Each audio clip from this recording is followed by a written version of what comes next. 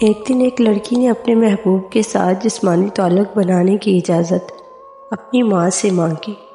ماں کافی عقل مند تھی۔ اس نے بہت سوچ کر بیٹی کو اجازت دینے کے لیے ایک شرط پر 1 ہفتے کی مہلت مانگ لی۔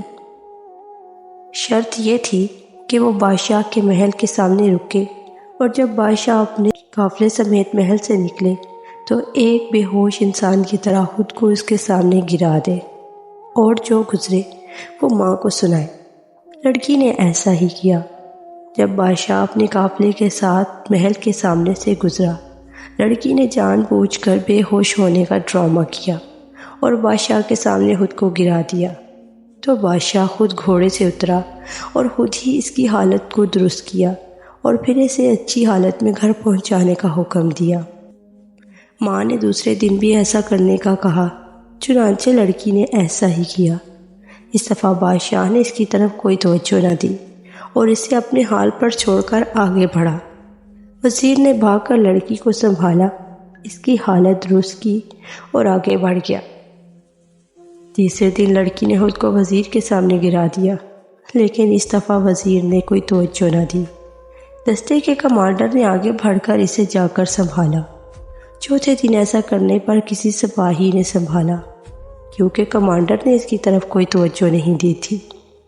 5ویں دن عام راہگیر نے اسے اٹھایا۔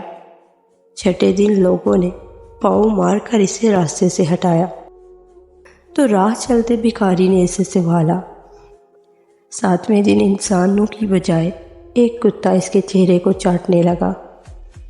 یہ سب دیکھ کر ماں نے بیٹی کو سمجھاتے ہوئے کہا کہ بالکل اسی طرح معاشرے میں جب کوئی عورت خود کو گراتی ہے تو سب سے پہلے کوئی امیر شخص یا کوئی بگڑا امیر زادہ اس کی عزت کو نوچتا ہے، پھر وہ اسے اپنے سے کمزوروں کے لیے چھوڑ دیتا ہے۔ اسی طرح ہوتے ہوتے ایک دن وہ گلی کے کتوں یعنی لفنگوں کے لیے سستا مال بن جاتی ہے۔ اس لیے لڑکیوں سے ایک بات کہنا چاہوں گی، اپنی عزت کی حفاظت خود کریں اور ہر ایرے گیرے شخص کی باتوں میں آ کر اپنی حیا پامال نہ کریں۔